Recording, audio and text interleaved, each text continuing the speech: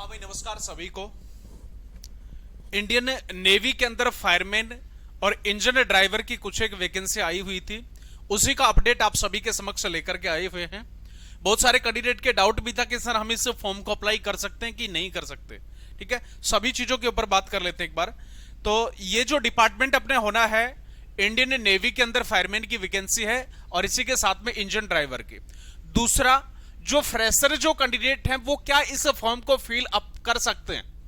तो मेरे भाई, हमारा जो आंसर है नोटिफिकेशन के हिसाब से, बिल्कुल आप इस फॉर्म को अप्लाई नहीं कर सकते। ठीक है, तो आप अगर फ्रेशर कैंडिडेट हैं तो बिल्कुल वीडियो को छोड़ करके आप जा सकते हैं। फ्रेशर कैंडिडेट इस फॉर्म के लिए एलिजिबल नहीं है। केवल वही कैंडिडेट इस फॉर्म को अप्लाई कर सकता है जो सिविल डिपार्टमेंट के अंदर या सिविल डिफेंस के ऊपर काम करने वाला है।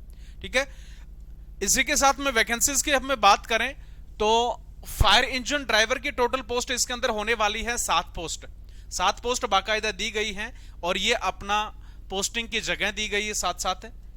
दूसरी, अपने फायरमैन की इसके अंदर वैकेंसी होने वाली है। फायरमैन की टोटल 122 वैकेंसीज होगी। फिजिकल स्टैंडर्ड की बात कर लें, क्वालिफिकेशन की बात करें तो मैट्रिक पास आपके पास में होना चाहिए इंजन ड्राइवर पोस्ट के लिए। ठीक है, मैट्रिक पास होगा, 3 साल का कम से कम एक्सपीरियंस होना चाहिए, फिजिकल फिट होना चाहिए बिल्कुल। हाइट की बात कर ले, हाइट 165 सेंटीमीटर और 2.5 सेंटीमीटर दिया गया है एसटी कैटेगरी के लिए रिलैक्सेशन छूट। क्लियर?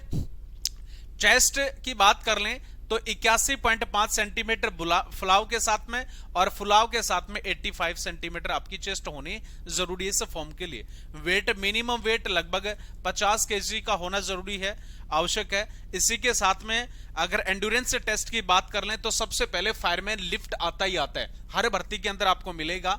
तो 63.5 केजी का वेट होगा। डिस्टेंस आपको कितना, 183 मीटर और टाइम दिया गया है 96 सेकंड के अंदर ये कवर करना पड़ेगा फायरमैन लिफ्ट, या जो आपको कट्टा वगैरह बोलते हैं उसको। ठीक है, बाकी फायर की लैंग्वेज के अंदर इसको फायरमैन लिफ्ट ही बोला जाता है। उसी के साथ में 2.7 मीटर का होगा इसके अंदर लॉन्ग जंप, जो भी कैंडिडेट इस फॉर्म को फिल करेगा। रोप क्लाइंबिंग होगी 3 मीटर की। ठीक है, और हाथ और पैर आप इसके अंदर यूज ले सकते हैं। नोटिफिकेशन को एक बार देख लेना, बहुत बार ये चीजें लास्ट एंडिंग पॉइंट के अंदर देखने को मिलती हैं कि सर अब हम या हाथ यूज में ले सकते हैं या पैर यूज में ले सकते हैं।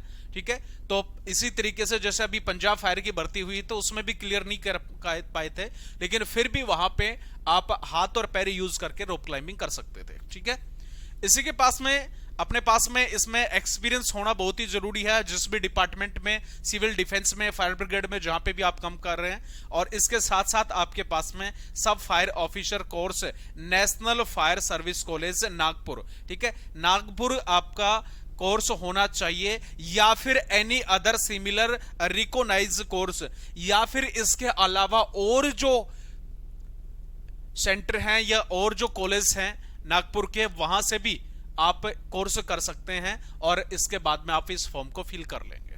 ठीक है, ये इसके अंदर क्वालिफिकेशन दिया गया था, क्राइटेरिया। फायरमैन की बात कर लें तो फायरमैन भी लगभग वही मैट्रिक पास इसके अंदर दिया गया है, मैट्रिक पास होना चाहिए। हाइट की बात करें 165 centimetre, 2.5 centimetre relaxation ST category के लिए। चेस्ट वही 81.5 से 85 सेंटीमीटर, वेट 50 किलोग्राम और सेम वही का वही fireman lift, rope climbing, long jump, ये आपका इसके अंदर होने वाला है। ठीक है, पोस्ट बहुत अच्छी है, गजब के, सैलरी बड़ी शानदार है। तो जो भी एक्सर्विसमैन जो भाई हैं वो बिल्कुल आप इस फॉर्म को निश्चित होकर के इसको आप अप्लाई करने का काम कर सकते हैं।